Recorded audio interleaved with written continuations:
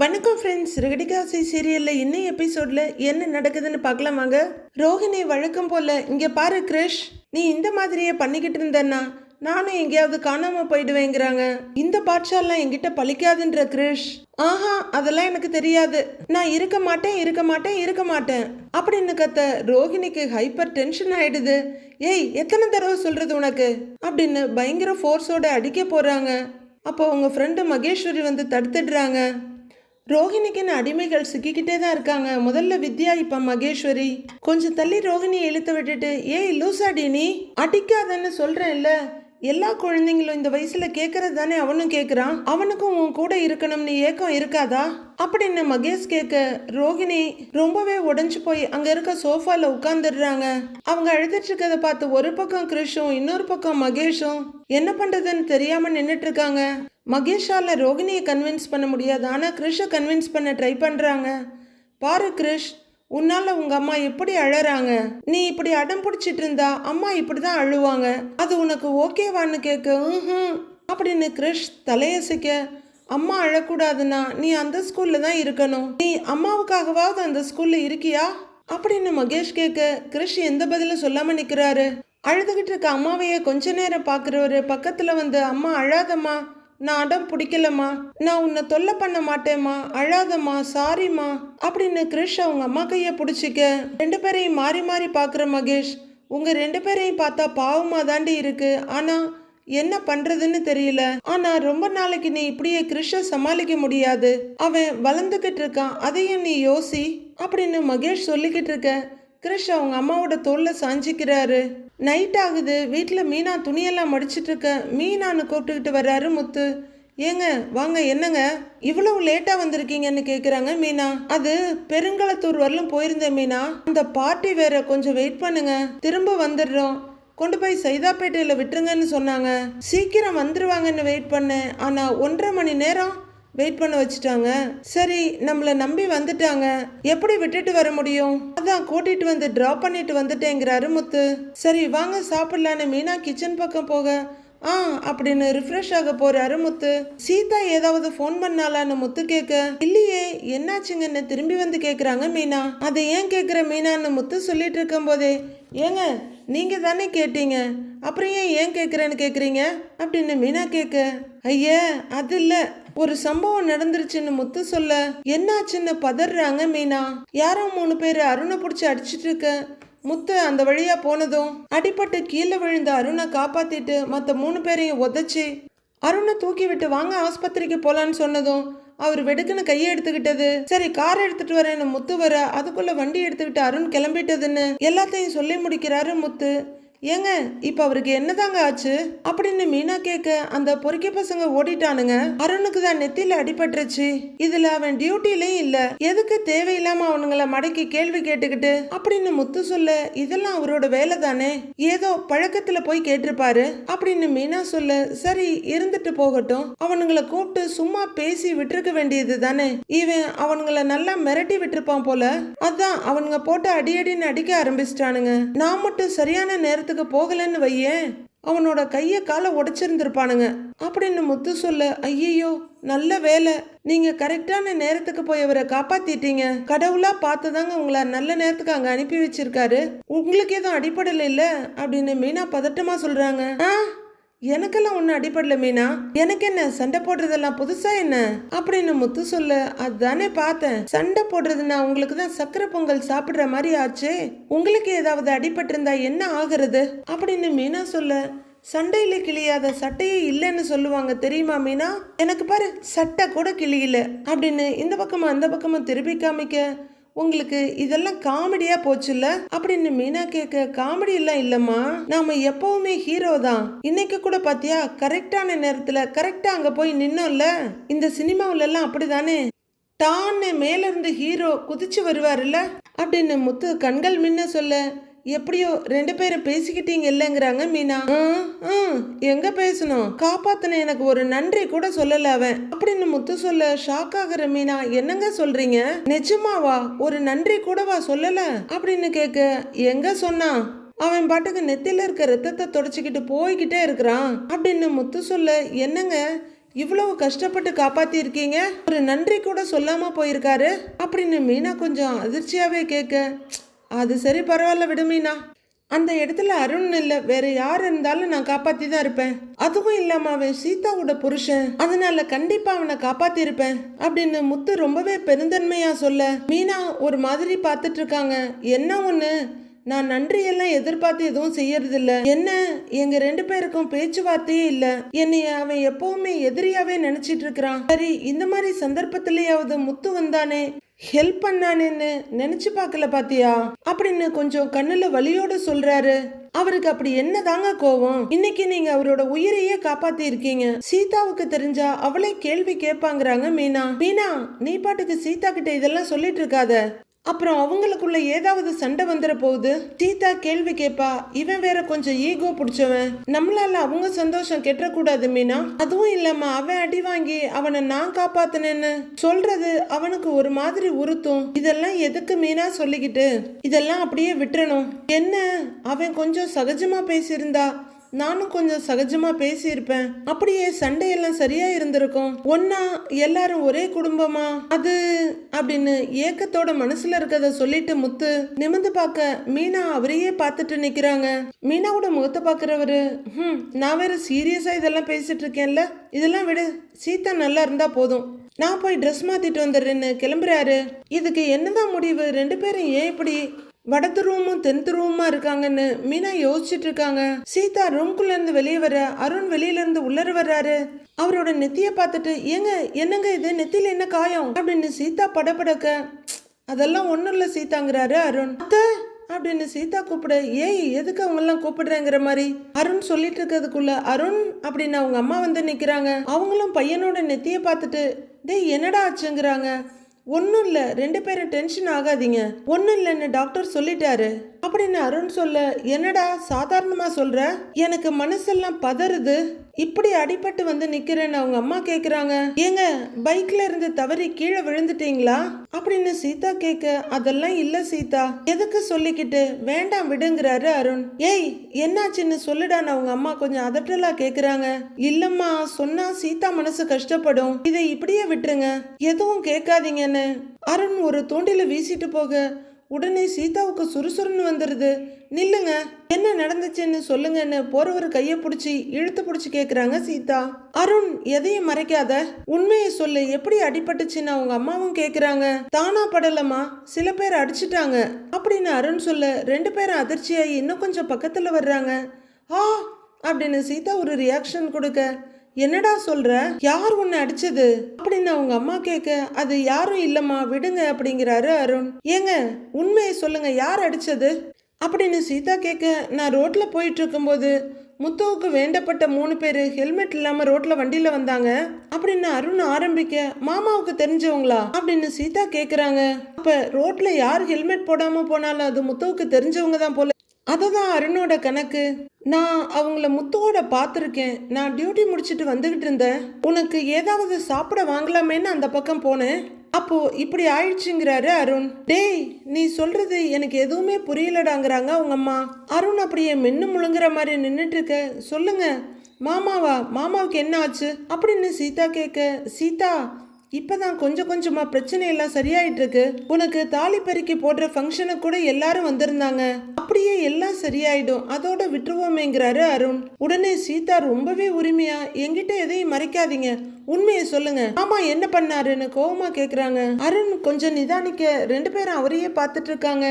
பைக்ல வந்தவங்கள ஏன் ஹெல்மெட் இல்லாம வர்றீங்கன்னு கேட்டேன், நான் பேசிட்டு இருக்கும் போதே என்ன அடிக்க ஆரம்பிச்சுட்டாங்க, நானும் முடிஞ்ச அளவுக்கு சமாளிச்சேன், ஆனா 3 பேர் இருந்தாங்களா, அவங்க என்ன போட்டு அடிக்க ஆரம்பிச்சுட்டாங்க, கொஞ்ச நேரத்துல முத்து கரெக்டா அங்க வந்தாருன்னு அருண் சொல்லிட்டு இருக்கும் போதே, அவர் எப்படி அங்க வந்தாரு அப்படின்னு அவங்க அம்மா கேக்குறாங்க. சீதாவும் கொஞ்சம் யோசிக்க ஆரம்பிக்கிறாங்க. அம்மா, என்ன அடிச்சவங்களே அவருக்கு தெரிஞ்சவங்க தானேம்மா, அங்க வந்து என்ன காப்பாத்துற மாதிரி நடிச்சு சும்மா அவங்கள மிரட்டுற மாதிரி அவங்கள மிரட்டி அங்க இருந்து அனுப்பி வச்சுட்டு என்கிட்ட வந்து நல்ல பேர் எடுக்க பார்த்தாரு அப்படின்னு அருண் சொல்ல 2 பேரும் திகச்சு போய் பாக்குறாங்க. கேட்குற நமக்கு இந்த டம்மி பீஸுக்கு இவ்வளோ பில்டப் எல்லாம் தேவையான்னு தோணுது. அவங்க அம்மா என்னடா சொல்ற, அன்னைக்கு ஃபங்க்ஷனுக்கு நம்ம வீட்டுக்கு வந்தப்ப கூட நல்லா தானே பேசுனேன் அப்படின்னு கேட்க, என்னம்மா பண்றது, நான் அவரை என் சகலையா தான் பாக்குறேன், ஆனா அவர் என்ன அப்படி பார்க்கலையே, எதிரியா தானே பாக்குறாரு, என்ன பண்ண சொல்றீங்கிறாரு அருண். அடுத்து அவங்க அம்மா என்ன சொல்றதுன்னு தெரியாம நின்னுட்டு இருக்க, வாங்க வந்து உட்காருங்க அப்படின்னு கையை பிடிச்சி கூட்டிட்டு போய் உட்கார வைக்கிறாங்க சீதா. ஏங்க ஜூஸ் ஏதாவது குடிக்கிறீங்களா, கொண்டு வருவான்னு சீதா கேட்க, இல்ல ஒன்றும் வேண்டாம் அப்படின்னு அருண் விரக்தியா சொல்ல, உடனே சீதா வேற எங்கேயாவது அடிபட்டிருக்காங்கன்னு கேட்குறாங்க. இல்ல தலையில மட்டும்தான், வேற எந்த பிரச்சனையும் இல்ல, டாக்டர் டேப்லெட் கொடுத்துருக்காரு, அதை போட்டா சரியாயிடும்னு சொன்னாரு அப்படின்னு அருண் சொல்ல, மாமாவா இப்படி பண்ணியிருக்காருன்னு என்னால நம்பவே முடியல அப்படின்னு சீதா சொல்ல, நான் கூட முதல்ல நம்பவே இல்லை சீதா, இவனுங்க என்ன நல்லா அடிச்சதுக்கு அப்புறம் கரெக்டா அந்த டைம் பார்த்து முத்து வந்தாரு, அவனுங்களை அடிக்கிற மாதிரி அடிச்சு அனுப்பிட்டாரு, அப்பதான் எனக்கு புரிஞ்சுது அவனுங்கெல்லாம் முத்து ஆளுங்கன்னு அப்படின்னு சீதாவையும் அம்மாவையும் முட்டாளாக்கிட்டு இருக்காரு அருண். அருணோட அம்மாவுக்கும் கொஞ்சம் சங்கடமும் நிறைய கோவமும் வருது. சீதா இதெல்லாம் நல்லாவா இருக்கு, ஏதோ கல்யாணத்துக்கு முன்னாடி 2 பேருக்கும் மனஸ்தாபம் இருந்திருக்கு, கல்யாணம் ஆனதுக்கு அப்புறம் கூட முத்து அந்த கோவத்தெல்லாம் மனசுலயே வச்சிட்டு இருக்காரு, நாமெல்லாம் ஒரே குடும்பங்கிற நினைப்பு உங்க மாமாவுக்கு எப்பதாம்மா வரும்னு கேக்குறாங்க அருணோட அம்மா. அத்தை மாமா அந்த மாதிரி பண்றவர் இல்ல அப்படின்னு சீதா சொல்ல, நீ இப்படி சொல்லுவேன்னு எனக்கு தெரியும் சீதா, அதனாலதான் ஆரம்பத்திலேயே நான் எதுவும் சொல்ல மாட்டேன்னு சொன்னேன் அப்படின்னு சீதாவை உசுப்பேத்தி விடுறாரு அருண். நான் போலீஸ்ன்னு தெரிஞ்சு எப்படி என் மேல கைய வைப்பான், அதுவும் கரெக்டா முத்து எப்படி அங்க வந்தாரு அப்படின்னு அருண் கேக்குறாரு. பாவம் அருண் எப்ப டியூட்டி முடிச்சு போவாருன்னு பார்த்து அடியாளுங்களை செட் பண்ணி முத்து பின்னாடியே வந்து இவரை காப்பாத்தி செலவைக்க மனு கொடுத்தா மாதிரி பேசிட்டு இருக்காரு அருண். முட்டாள் சீதா யோசிச்சுட்டு இருக்க, சரி அது கூட பரவாயில்ல சீதா, அவனுங்க முத்து ஆளுங்க இல்ல, நிஜமாவே என்ன காப்பாத்த வந்தாருன்னு கூட வச்சுக்கலாம், எதுக்கு நான் உன் நம்பிக்கையை கெடுக்கணும் அப்படின்னு அருண் சொல்ல, சீதா மறுபடியும் யோசிச்சுட்டு இருக்காங்க. சீதா அருண் சொல்றதுல இருந்தே தெரியலையா முத்து தான் ஏதோ பண்ணி இருக்காருன்னு, என்னதான் கோவம் இருந்தாலும் இப்படி ஆளுங்களை வச்சு அடிக்கிற அளவுக்கு போவாங்களா அப்படின்னு அவங்க அம்மா கேட்க, சீதா ரொம்ப சங்கடமா ஃபீல் பண்றாங்க. தயவு செஞ்சு உங்க அக்கா கிட்ட சொல்லி வைமா, இதெல்லாம் ரொம்ப தப்பு, ஏதோ கல்யாணத்துக்கு முன்னாடி 2 பேருக்கும் பிரச்சனை இருந்துச்சு, அவரு என் பையனை நீ கல்யாணம் பண்ணிக்க கூடாதுன்னு நினைச்சிருக்கலாம், இப்பதான் எல்லாமே முடிஞ்சு போச்சு, இதுக்கு மேல எதுக்குமா அவரு என் பையன் மேல கோவத்தை காட்டிட்டு இருக்காரு, இப்படி ரத்தம் வர்ற அளவுக்கு அடிச்சிருக்காங்க, விபரீதமா ஏதாவது ஆயிருந்தா என்னமா பண்றது அப்படின்னு அவங்க அம்மாவும் இன்னொரு பக்கம் கேட்க, சீதா ரொம்பவே யோசிக்கிறாங்க. அவன் போலீஸ், அவனுக்கு தெரியாதா ஒரு ஆள் எப்ப எப்படி நடந்துக்குவாங்கன்னு, அவன் சொல்லியும் நீ நம்ப மாட்டேங்கிற அப்படின்னு அவங்க அம்மா கேட்க, சீதா இன்னமும் சங்கடமா பார்த்துட்டு இருக்க. அம்மா விடுமா, சீதா அந்த அளவுக்கு முத்து மேல நம்பிக்கை வச்சிருக்கா, ஆனா முத்துவுக்கு என் மேல இருக்க கோவம் தானே பெருசா இருக்கு, ஒண்ணும் இல்ல சீதா விடு, இப்ப என்ன நான் செத்தா போயிட்டேன்னு அசால்ட்டா ஒரு அஸ்திரத்தை போட, ஏங்க அப்படின்னு சீதா பதறி போய் அருண் பக்கம் திரும்புறாங்க. டேய் என்னடா இப்படியெல்லாம் பேசிட்டு இருக்கிற அப்படின்னு அவங்க அம்மா கேட்க, இதை இப்படியே விடுமா ப்ளீஸ் அப்படின்னு தலைவர் ரொம்ப கோவமா எழுந்து உள்ளர போயிடுறாரு. அவங்க அம்மாவும் கூடவே போயிட சீதா மட்டும் தனியா நின்னுட்டு இருக்காங்க. 2 பேரும் மாத்தி மாத்தி ஏத்தி விட்டதுல அவங்களுக்கு சுறுசுறுன்னு ஏறி இருக்கு. என்ன நடந்துச்சுன்னு எனக்கு நல்லாவே தெரியும் சீதா, உனக்கு தான் நடக்கிறது எதுவுமே தெரியறது இல்ல, இதோ பாரு உன் புருஷனாச்சேன்னு தான் நான் எல்லாத்தையும் அடக்கிக்கிட்டு இருக்கிறேன், இன்னொரு தடவை இந்த மாதிரி நடந்துச்சுன்னா நான் யாரு எவருன்னு எல்லாம் பார்க்க மாட்டேன், அப்புறம் இந்த முத்து யாருன்னு உன் புருஷன் பார்க்க வேண்டி இருக்கும், இது உன் புருஷன்கிட்டையும் போய் சொல்லிடு, அவர் ஏதாவது பேசி நான் அவர் மேல கை வச்சிடக்கூடாது பாரு, அதான் உங்ககிட்ட வந்து சொல்றேன், உன் முகத்துக்காக மட்டும்தான் சீதா நான் அமைதியா இருந்தேன், சொல்லிரு அப்படின்னு முத்து சொன்னதையும் ஞாபகப்படுத்தி பாக்குறாங்க. ஓகே சொன்ன மாதிரி மாமா தான் அடிச்சுட்டாரு முடிவுக்கு வர்ற சீதா வேகமா போய் போன் எடுத்து மீனாவுக்கு கால் பண்றாங்க. அவங்க அக்கா எங்க இருக்க, நான் உன்னை பார்க்கணும்னு கோவமா பேசிட்டு இருக்க. பின்னாடி வந்து அருண் சத்தமில்லாம நின்னு பாத்துட்டு இருக்காரு. மீனா சரி சீதா நான் உங்க வீட்டுக்கு வரேன்னு சொல்ல, இங்க வேண்டாம் அம்மா வீட்டுக்கு வா அப்படின்னு வெடுக்குன்னு சொல்லிட்டு காலை கட் பண்றாங்க சீதா. பின்னாடி நின்று இதெல்லாம் கேட்டுட்டு இருக்க அருண் திருப்தியா சிரிச்சிட்டு இருக்காரு. நெத்தியில போட்ட ஒரு பேண்டேஜ் வச்சு எவ்வளோ பெரிய பிரச்சனையை உருவாக்கிட்டேன் பாத்தியா முத்து அப்படின்னு தென்னாவட்டம் நின்னுட்டு இருக்காரு அருண். வீட்டுல அதிசயமா முத்து ரவி சாப்பிட அவங்க கூட விஜயா சாப்பிட்டுட்டு இருக்காங்க. மீனா பரிமாறிட்டு இருக்காங்க. மீனா சப்பாத்தி எடுத்து ரவி தட்டில் வைக்க போதும் நீங்கிறாரு அவரு. ரவி இந்த சப்பாத்தி டேஸ்ட் கொஞ்சம் வித்தியாசமா இருக்குல்ல அப்படின்னு முத்து கேட்க, ரவி ஆமான்னு தலையாட்டுறாரு. ஆமாங்க இதுதாங்க சிறுதானியங்கள்லாம் இருக்கிற புதிய ஆசீர்வாத் ஆட்டா, கோதுமை கூட 4 வகை சிறுதானியத்தையும் சேர்த்து செஞ்சிருக்காங்க, டேஸ்ட் கொஞ்சம் டிஃப்ரெண்டா இன்னும் பெட்டராகவே இருக்கும் அப்படின்னு மீனா விளம்பரப்படுத்த ஆன்னு பார்த்துட்டு இருக்காங்க முத்துவும் ரவியும். அது மட்டும் இல்ல, இதுல எக்ஸ்ட்ரா நியூட்ரிஷனும் இருக்கு. இதோட தன்மை ருசி மாறாம அப்படியே இருக்கும் அப்படின்னு மீனா சிரிப்போட பேசி முடிக்க முத்து பெருமையா ரவிய பாக்குறாரு. ஆமா நீ, இதோட தன்மை ரெகுலர் கோதுமை மாவு மாதிரி தான் இருக்கு, அதை விட டேஸ்ட் நல்ல பெட்டராவே இருக்கு அப்படின்னு செம்மையா முட்டு கொடுக்கறவரு. ஆனா எனக்கு இப்ப தோசை சாப்பிடணும் போல இருக்கே, ரொம்ப நாள் ஆச்சு சாப்பிட்டுங்கிறாரு ரவி. தோசையா? அதெல்லாம் பிரேக்ஃபாஸ்டுக்கு சாப்பிடலாம், மாவு இன்னும் புளிக்கணும். உனக்கு என்ன வேணும்னு முன்னாடியே சொல்ல மாட்டியா அப்படின்னு விஜயா கேட்டுட்டு இருக்க. கொஞ்சம் இருங்க ரவி, நான் இப்ப வர்றேன் அப்படின்னு மீனா உள்ளர போக அப்படின்னு விஜயா பாத்துட்டு இருக்காங்க. ரவி என்னன்ற மாதிரி பாக்க, என்னன்னு தெரியலடா சாப்பிடுங்கிறாரு முத்து. கிச்சனுக்கு வர்ற மீனா ஆசீர்வாத் ஆட்டா வித் மில்லட்ஸ்ன்ற பாக்கெட் எடுத்து பிரிச்சு பவுல்ல கொட்டிட்டு இருக்காங்க. அது கூட தண்ணியை கலந்து ஊத்தப்பம் சைஸ்க்கு ஒரு தோசையை ஊத்தி எடுத்துட்டு வர்றாங்க. தோசைய பிளேட்லயும் ஆசீர்வாத் ஆட்டா வித் மில்லட்ட பாக்கெட்டோட கையிலையும் எடுத்துட்டு வர்ற மீனா தோசையை ரவித்தட்டுல வச்சுட்டு அந்த ஆட்டா வித் மில்லட் மாவு பாக்கெட்டை டேபிள் மேல வைக்கிறாங்க. ரவி ஒரு வாய் எடுத்து சாப்பிட்டுட்டு அப்படின்னு ஒரு ரியாக்ஷனை கொடுக்க, இப்பதான் இந்த தோசை பண்ணேன், ஒரு 10 நிமிஷத்துல அதே டேஸ்ட், ஆனா புளிக்கிறதெல்லாம் இல்ல, அதே ஆசீர்வாத் ஆட்டா மாவு தான் அப்படின்னு மீனா சொல்ல. அண்ணி என்ன சொல்றீங்க, இந்த தோசை சிறுதானிய மாவு சேர்ந்த கோதுமை மாவுல செஞ்சீங்களா அப்படின்னு ரவி ஆச்சரியமா கேட்க. ஆமா ரவி, இதுல 4 வகையான சிறுதானியம் இருக்கு, ராகி, கம்பு, சோளம், அப்புறம் திணை, இது எல்லாமே இருக்குங்கிறாங்க மீனா. கையில வச்சிருந்த தோசைய இப்படி இப்படின்னு திருப்பி பார்த்துட்டு அவர் வாய்க்குள்ள போட்டுக்க. முத்துவும் விஜயாவும் ஆன்னு மீனாவை பார்த்துட்டு இருக்காங்க. இதெல்லாம் சரியான அளவுல கலந்து கோதுமையோட சேர்த்து அரைச்சிருக்காங்க. இந்த 4 சிறுதானியம் தான் உங்களுக்கு டெய்லி ஸ்ட்ரென்த்தை கொடுக்குது அப்படின்னு மீனா லெக்சர் அடிச்சு முடிக்க. சூப்பர், இது போதும், நான் சப்பாத்தி தோசை ரெண்டுமே டின்னருக்கு சாப்பிட போறேன் அப்படின்னு ரவி சொல்ல முத்துவும் சிரிக்கிறாரு. அது சரி, இதுல அப்படி என்ன ஊட்டச்சத்து இருக்கு அப்படின்னு விஜயா கேட்க. இப்ப உங்க எல்லாருக்கும் அந்த குட் நியூஸ் சொல்லிடுறேன்.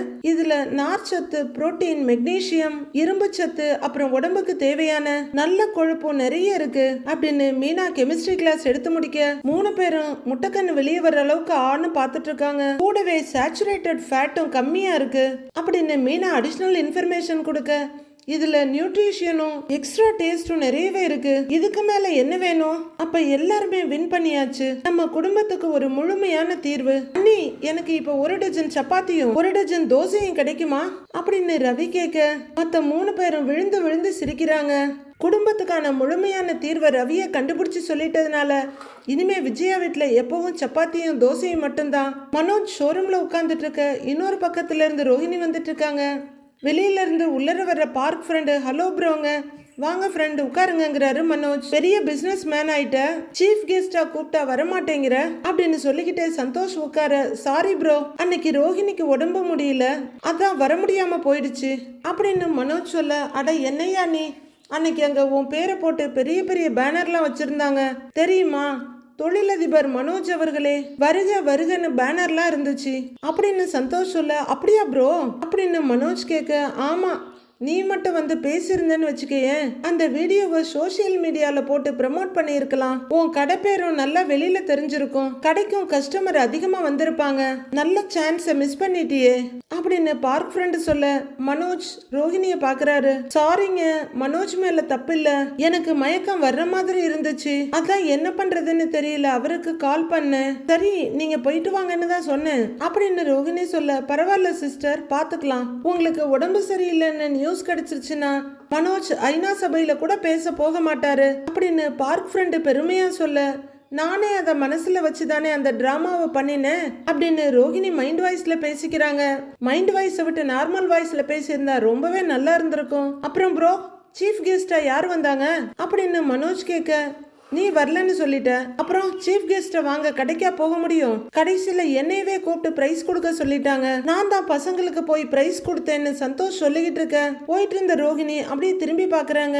நீங்களா, நீங்க ஏன் கொடுத்தீங்க, நீங்க சாதாரண வட்டி கூட்டுற ஆள் தானே நீங்க அப்படின்னு மனோஜ் எரிச்சல்ல கேட்க. ஓஹோ, உன் அளவுக்கு எனக்கு படிப்பறிவு இல்லைன்னாலும் எனக்கும் கொஞ்சம் அறிவு இருக்குயா, எனக்கு பேச எதுவும் வரல, அதனால பிரைஸ் மட்டும் கொடுத்தேங்கிறாரு அவரு.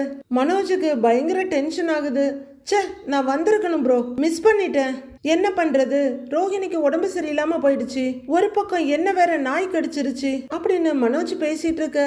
அடுத்து கிறிஷோட டாபிக் எதுவும் வருதா, எதுவும் தெரிஞ்சிருக்குமா இவங்களுக்கு ஏதோன்னு பாத்துக்கிட்டே நிக்கிறாங்க ரோஹிணி. என்னடா நீ ஸ்கூல் பிள்ளைங்க மாதிரி கம்ப்ளைண்ட் பண்ணிட்டு இருக்கிற, காரணம் சொல்லிட்டு இருக்கன்ற மாதிரி மொட்டை பாஸ் பார்க்க, இல்ல ப்ரோ நிஜமாவே என்ன நாய் கடிச்சிருச்சு அப்படின்னு அவரு சொல்ல, சரி சரி விடு, இன்னொரு ஸ்கூல்ல ஃபங்க்ஷன் நடக்காமலா போயிடும், பாத்துக்கலாங்கிறவரு அங்க எடுத்த போட்டோஸை பிரிண்ட் பண்ணி கொண்டு வந்திருக்கேன் அப்படின்னு சொல்லிக்கிட்டே அவர் ஒரு கவரை வெளியே எடுக்க ரோகிணிக்கு ப்ரெஷர் எகிரிட்டு இருக்கு. இந்தா அப்படின்னு அவரு காட்டுறதுக்காக நீட்ட மனோஜ் கையில வாங்கவே இல்ல. அட போங்க ப்ரோ, என்னாலேயே வர முடியல, இதுல போட்டோ பார்த்து நான் என்ன பண்ண போறேன் அப்படின்னு மனோஜ் சொல்ல, யோ உன் நண்பன் நான் கொடுத்துருக்கேன், இத சந்தோஷமா கூட பார்க்க மாட்டியா அப்படின்னு அவரு கேட்க, சரி கொடுங்க, அப்புறம் நான் பார்க்கலன்னா ஏதோ பொறாமையில பார்க்கலன்னு நினைச்சுக்க போறீங்க அப்படின்னு மனோஜ் சுண்டக்கா மாதிரி முகத்தை வச்சுட்டு கேட்க, பொறாமையா முகத்தை வச்சுக்கிட்டு பொறாமை இல்லைன்னு சொல்றியா, நீ தாயா ஒரு நல்ல பிசினஸ் மேன், இந்தா போட்டோவை பாரு அப்படின்னு அவரு கையில கொடுக்க மனோஜ் எடுத்து பார்க்க ஆரம்பிக்கிறாரு. ரோஹிணி பயங்கர டென்ஷன்ல நின்னுட்டு இருக்காங்க. கொஞ்சம் தள்ளி ஸ்போர்ட்ஸ்ல ஜெயிச்சவங்க, அப்புறம் எக்ஸ்ட்ரா கரிக்குலர்ல இருந்தவங்க எல்லா பசங்களுக்கும் நான் தான் கொடுத்தேன் அவார்டு அப்படின்னு மொட்டபா சொல்லிட்டு இருக்க பயங்கர எரிச்சலோட பாத்துக்கிட்டே இருக்காரு மனோஜ். அவரு கொஞ்சம் கூட கவனமே இல்லாம ஒவ்வொரு போட்டோவா எடுத்து மாத்திட்டு இருக்காரு. ஐயோ கிருஷ் நல்லா படிக்கிறவன் தான், ஏதோ கேம்ல வேற கலந்துக்க போறேன்னு சொன்னா, ஒருவேளை அவன் வாங்கியிருப்பானோ அப்படின்னு பயத்தோட யோசிச்சுட்டு இருக்க ரோஹிணி மனோஜ் கிட்ட போறாங்க. மனோஜ் கடனேன்னு பாத்துட்டு இருக்க வெடுக்குன்னு அவர் கையில இருந்து பொடுக்கிற ரோஹிணி, விடு மனோஜ், உனக்கு தான் இன்ட்ரெஸ்டே இல்லையே, நான் பாக்குறேன்றாங்க. ஆமாங்க சிஸ்டர், இவன் வயிறு எரிஞ்சு பாக்குறத பார்த்தா போட்டோவே எரிஞ்சிரும் போல இருக்கு, நீங்க பாருங்கிறாரு மொட்டை பாஸ். மனோஜ் அவர் வேலையை பார்க்க ரோஹிணி அடுத்தது எடுத்து பார்க்க கரெக்டா அது மொட்டை பாஸும் கிருஷ்ணம் இருக்க போட்டோ தான். ஐயோ அடுத்ததை மட்டும் இவன் பார்த்திருந்தான் அவ்வளவுதான் என் கதைன்ற மாதிரி ரோஹிணி மனோஜ் ஒரு பார்வை பாக்குறாங்க. அந்த போட்டோவை மட்டும் எடுத்து ரைட் ஹேண்ட்ல நைஸா வச்சுக்கிட்டு மீதி போட்டோவெல்லாம் லெஃப்ட் ஹேண்ட்ல இருந்து நழுவுற மாதிரி கீழே விடுறாங்க. ஐயோ அப்படின்னு ஒரு ரியாக்ஷன் கொடுக்க, என்னங்க சிஸ்டர் அப்படின்னு சந்தோஷம் எழுந்து குனிஞ்சி ரோஹிணி போட்டோஸ் எடுக்க போறாங்க. பரவாயில்ல பரவாயில்ல நான் எடுத்துக்கிறேன், அவரே எடுக்க ஆரம்பிக்கிறாரு. பரவாயில்ல ரோஹிணி, சாதாரண போட்டோ தானே அப்படின்னு மனோஜ் சொல்ல, யோ நான் கொடுத்ததுனால தானே இப்படி பேசுற, இதே நீ கொடுத்திருந்தா கடையில பெருசா ஃப்ரேம் பண்ணி மாட்டியிருப்பல்ல அப்படின்னு சொல்லிக்கிட்டே பார்க் ஃப்ரெண்டு போட்டோஸ் எல்லாம் பேக்ல வைக்கிறாரு. படிக்கிறது ராமாயணம், இடிக்கிறது பெருமாள் கோவில்ன்ற மாதிரி பண்ற அயோக்கியத்தனத்தெல்லாம் பண்ணிட்டு அந்த போட்டோவை எடுத்துட்டு வந்து அப்படியே கிருஷ்ண விரலால தடவி ரசிச்சுட்டு இருக்காங்க அம்மணி. அவ்வளவுதான், அடுத்த நிமிஷம் இதை அப்படியே வச்சிருந்தா ரிஸ்க் ஆயிடும் அப்படின்னு நினைக்கிறவங்க அதை சுக்கு நூறா கிழிக்கிறாங்க. மட்டமான ஜென்மம் இல்ல, மகா மட்டமான ஜென்மம். நாளைய ப்ரோமோல விஜயா கிச்சனுக்குள்ள வந்து ஹாட் பாக்ஸ் எல்லாம் மாத்தி மாத்தி திறந்து பாக்குறாங்க. கிச்சன் பூரா வெறும் ஹாட் பாக்ஸஸ் தான் இருக்கு. இன்னைக்கு இவ சமைக்கவே இல்லையா, ரொம்ப திமிராய் போச்சு இவளுக்கு, மகாராணி மாதிரி படுத்து தூங்கிட்டு இருக்கா, இவளை இப்படியே விட்டா இவ இஷ்டத்துக்கு தான் ஆடுவா, என்ன பண்றேன் பாரு அப்படின்னு கடுப்பா சொல்லிட்டு இருக்கு விஜயா. ஒரு ஜக்கு நிறைய தண்ணி எடுத்துட்டு வந்து தூங்கிக்கிட்டு இருக்க மீனாவோட முகத்துல அப்படியே குப்புன்னு விசிறாங்க. மீனா திடுக்குன்னு எந்திரிக்க அந்த சைடு பால்கனில இருந்து முத்து அந்த இடத்துக்கு கரெக்டா வர்றாரு. மீனா பதறி அடிச்சு எழுந்து உட்காந்து, அத்தை என்னாச்சு அத்தைன்னு கேக்குறாங்க. ஏண்டி உனக்கு கொழுப்பாயிடுச்சா, நல்லா சொகுசா படுத்து தூங்கிட்டு இருக்கிற அப்படின்னு கத்த வேகமா வர்ற முத்து அவங்க அம்மா கையில இருக்க ஜக்க புடுங்கி அவங்கள அடிக்கிற மாதிரி ஓங்க. விஜயா பயந்துடுறாங்க. முத்து அதை அப்படியே தரையில விசிறி அடிக்கிறாரு. அந்த சத்தத்தை கேட்ட விஜயா அப்படியே ஒடுங்கி போய் நிக்கிறாங்க. அடுத்து என்ன நடக்குதுன்னு